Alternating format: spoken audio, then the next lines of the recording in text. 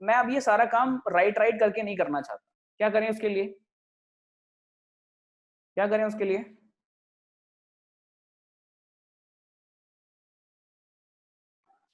Sir कोई loop type का ही लगा दिया जाए जिससे। करेक्ट, ये जो लूप है इसी तरह का एक लूप लगा दें। ठीक है, एक लूप लगा देते हैं और वो यहां डाल देते हैं। ठीक, SSD 0, जितने भी SSD 0 हैं जीरो स्ट्रीट के लिए, वो हमारे लिए राइट करने वाले। इस 1 की जगह क्या आ जाएगा? आई। कॉलम हमारा चेंज होने वाला है आई की वजह से। अभी फॉर लूप चलने से कोई फायदा हुआ क्या?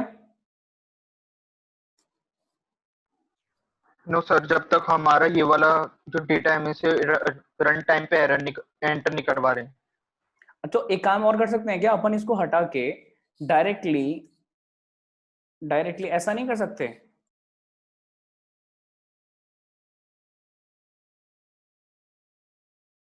कुछ ऐसा हम लोग 1 की जगह पे डायरेक्टली लिख दें Rn+1, सही है क्या?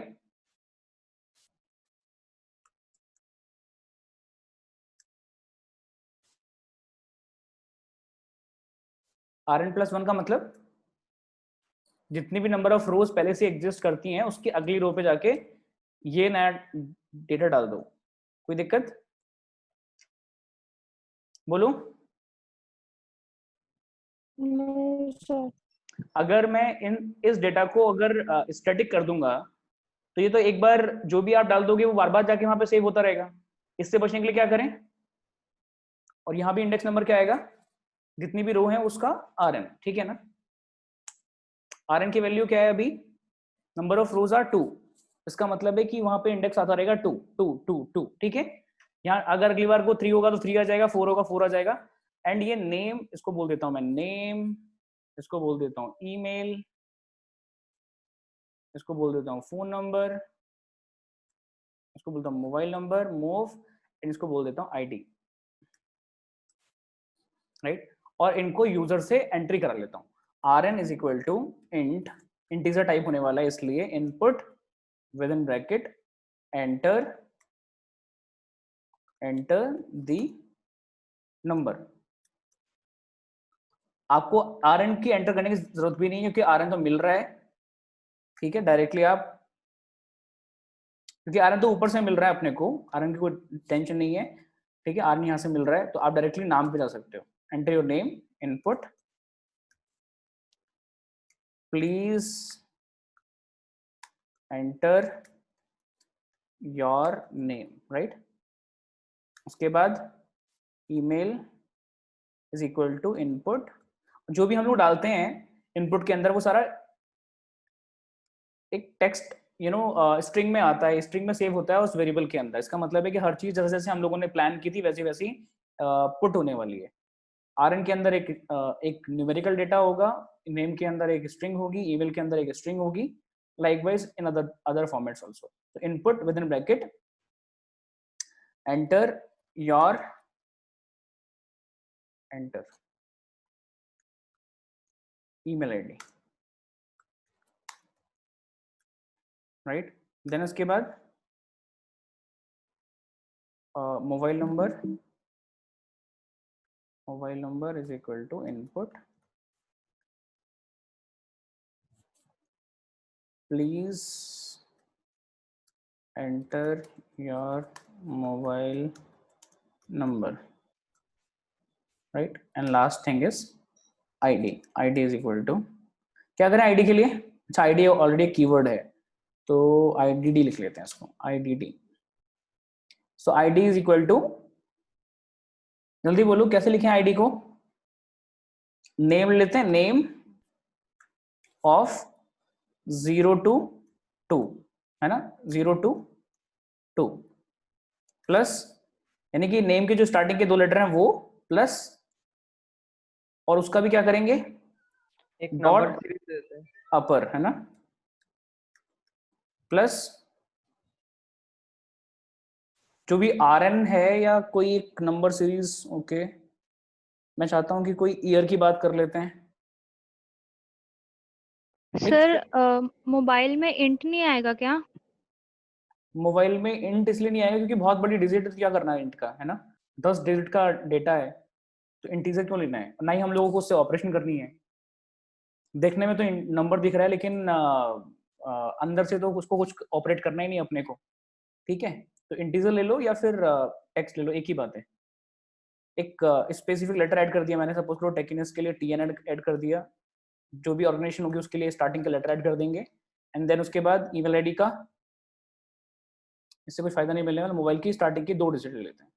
सो मॉब ऑफ, या लास्ट की 2 डिजिट लेंगे, स्टार्टिंग ले लेते हैं 022। स्टार्टिंग में सबसे सिंपल लेके चलते हैं, आईडी हो गई, ऑटोमेटिकली सेव होती रहेगी, ठीक है?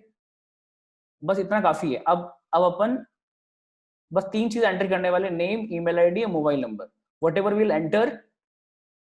enter will be saved in this particular, because of this particular instruction, and वो सेव होने वाला है सेम फाइल के अंदर, और हर बार एक नई रो में जाके सेव होगा। इसका मतलब जितनी बार प्रोग्राम चलेगा उतनी बार नई रो में सेव होगा, और जितना भी डेटा सेव हुआ है उतना डेटा ये बार बार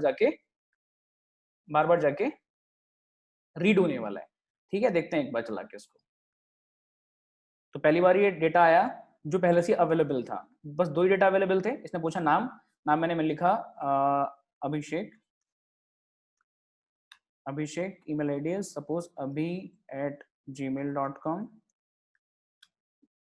उसके बाद मोबाइल नंबर मैंने अपनी तरफ से लिख दिया 908754, ठीक है? एंटर। अब मैं वापस से सेम प्रोग्राम को चलाऊंगा, तो पहले मेरे पास जो डेटा रहा होगा, जो सेव हुआ होगा, वो मुझे दिख जाएगा। क्या क्या क्या सेव हुआ? एक ये डेटा सेव हुआ, एक ये डेटा सेव हुआ, और ये वाला ब्लैंक कोई पिछली बार मैंने चलाया था इसलिए सेव हो गया, क्योंकि उस टाइम पे कुछ चला नहीं था, ठीक है? एंड देन उसके बाद दिस थिंग, राइट? अब ये देखो, ये कुछ 2 रीजन की वजह से हो सकता है। अगर मैं इस बार भी लिखूंगा तो एक ब्लैंक आएगा कि नहीं आएगा वो देखते हैं। तो कुछ गलती की है अपन ने, यानी कि इसका मतलब चेक करते हैं।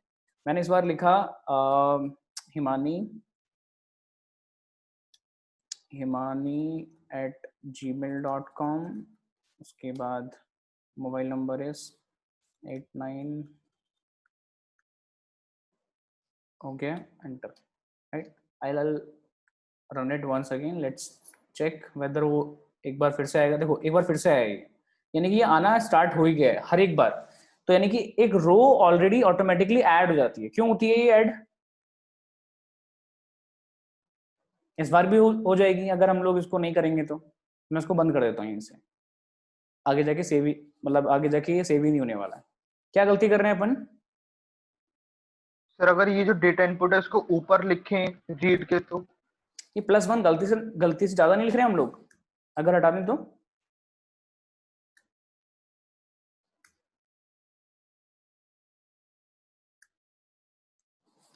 देखो आर एन की वैल्यू कितनी आएगी बताएंगे प्लीज? इसको रन करके देखते हैं, समझ में आ जाएगा। आर एन की वैल्यू को डिस्प्ले करें क्या? Print yes sir. R N, save किया, रन किया, राइट? सो आर एन की वैल्यू है 6। ये किसकी वैल्यू है? Number of sheets, that is R, या आर बी, ठीक है ना? Number of sheets. So we have got 6, 1 2 3 4 5 6। लेकिन एक्चुअल में जब हम लोग यहाँ 6 लिखते हैं, इसका मतलब होता है 7वीं रो। समझ में आ रहा है? क्योंकि 0 से स्टार्ट होता है। कोई इशू है तो +1 लिखने की जरूरत नहीं है अपने को। समझ में आया मैंने क्या किया?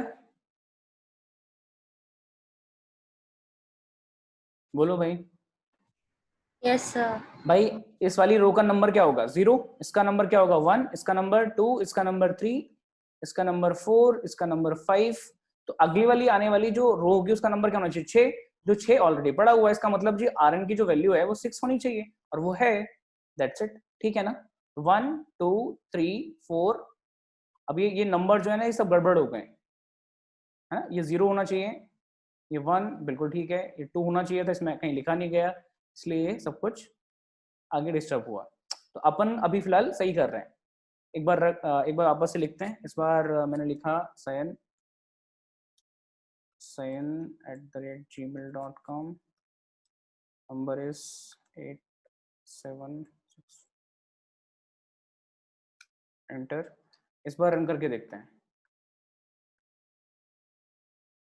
आई होप इस बार करेक्ट आना चाहिए। ठीक है क्या? 1 देखो 6 नंबर पे sayan@gmail.com उसका मोबाइल नंबर एंड उसकी आईडी TNSA87। 87 क्यों आया? क्योंकि स्टार्टिंग की 2 डिजिट थी। कोई प्रॉब्लम है किसी को? बोलो भाई। No sir. No sir. अगर किसी को भी कोई प्रॉब्लम है अभी तक के मॉड्यूल में प्लीज बताएं। मैंने 3 चीज डिस्कस करी है अभी तक और वो भी अलग अलग मॉड्यूल में चेक की थी। पहले एक्सेल आरडी अलग, एक्सेल डब्ल्यूटी अलग, एक्सेल यूटिल्स अलग, फिर तीनों को कंबाइन करके एक बार चेक करने की कोशिश की। पहले वाले का फायदा ये था, यानी कि एक्सेल डब्ल्यूटी का फायदा ये हुआ that we have got a new blank file और may be new file with some entries, right? Then with XLRD we read the data whatever was available in that blank or predefined data file, and then because of a copy command from Excel utils we got copied the entire file from the XLRD, and we wrote some data inside this particular thing, and we got some logic of writing data in that way कि हम लोगों को अगर form बनाना हुआ, अगर मैं बोलूं कि आपको साइन अप फॉर्म तैयार करना है, तो अभी हम लोगों ने अगर इस प्रोग्राम की बात की हो तो this program is nothing but a sign up form of our file. कोई दिक्कत है किसी को? बोलो भाई। No sir. No sir. अगर मैं वापस से इस फाइल को डिलीट कर दूं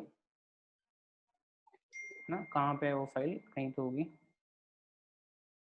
अगर मैं इस फाइल को डिलीट कर देता हूँ, उस फोल्डर से निकालता हूँ AI attendance and this Excel test XLS को डिलीट कर देता हूँ। अब डिलीट हो गया, अब क्या करें? बोलो।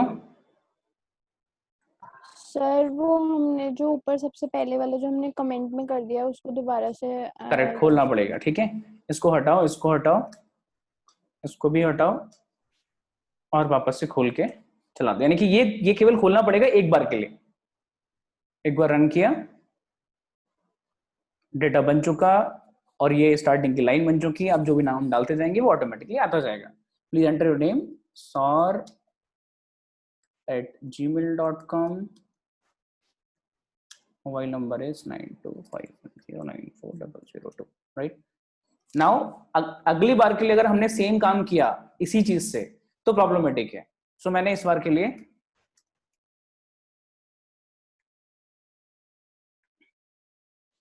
इसको कमेंट कर दिया।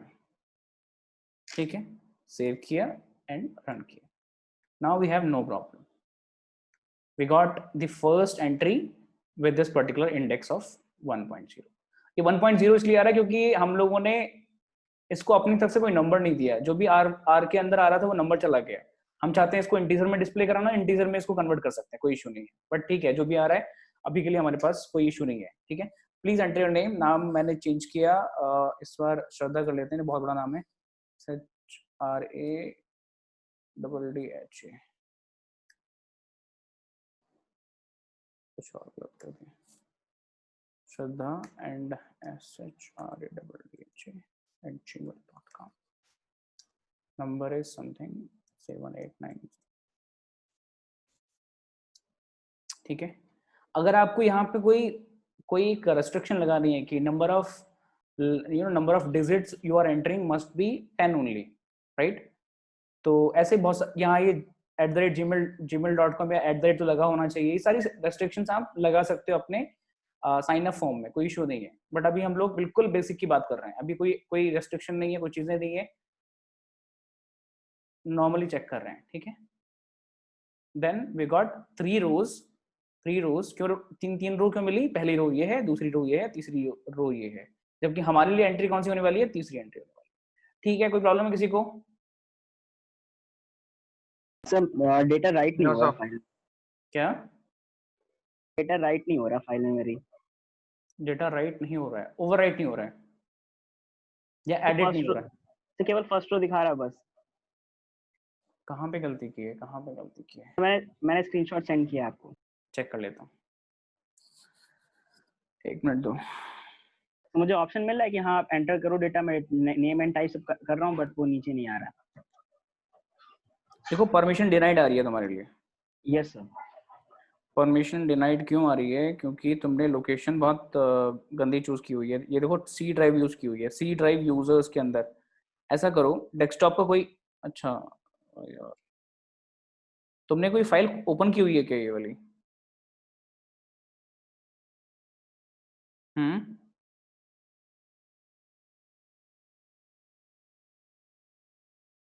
अभिषेक, सर आपने ये फाइल ओपन तो नहीं की? नो सर, फाइल नहीं ओपन है। एक्सेल टेस्ट 1.xls को ओपन तो नहीं किया मैनुअली? नो सर, वो बंद है sir. Open file F open, अच्छा फाइल हैंडलिंग भी कर रहे हो साथ साथ? सर मैं कुछ नहीं कर रहा, वो अपने आप लिख के आया कुछ, मैंने कोड में कुछ नहीं लिखा है। अच्छा सेम काम किया जो मैंने किया। जो आपने किया वही किया मैंने। परमिशन डिनाइड नहीं आनी चाहिए।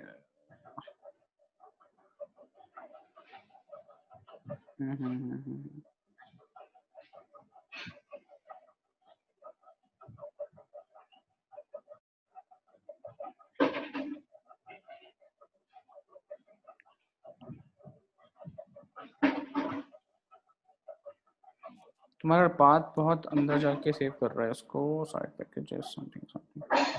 एक काम करोगे, यस सर। जो तुम्हारा प्रोग्राम है वो तुमने जाके सेव किया है सी ड्राइव के अंदर, मतलब local programs Python something something के अंदर जाके, ठीक है ना? उसको तुमने नाम क्या दिया है प्रोग्राम का? वर्कबुक डॉट पाई।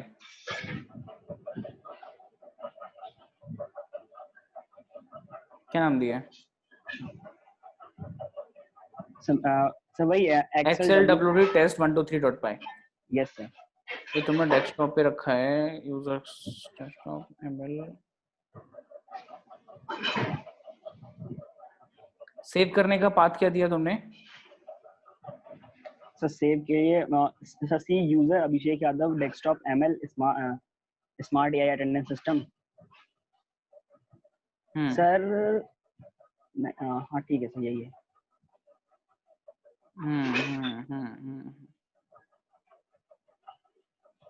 अच्छा एक काम करो, तुम पूरा पाथ हटाओ, केवल एक्सेल टेक्स्ट 1.xls लिख के देखो और मुझे बताना वापस से। पूरा पाथ हटा दें हर जगह पूरा से? हाँ पूरा पाथ हटा दो, केवल सेम एक ही लोकेशन रखना जो भी तुम्हारी एक्सेल टेस्ट डॉट एक्सएलएस है वो रखना केवल, ठीक है? बताना एक बार। ओके।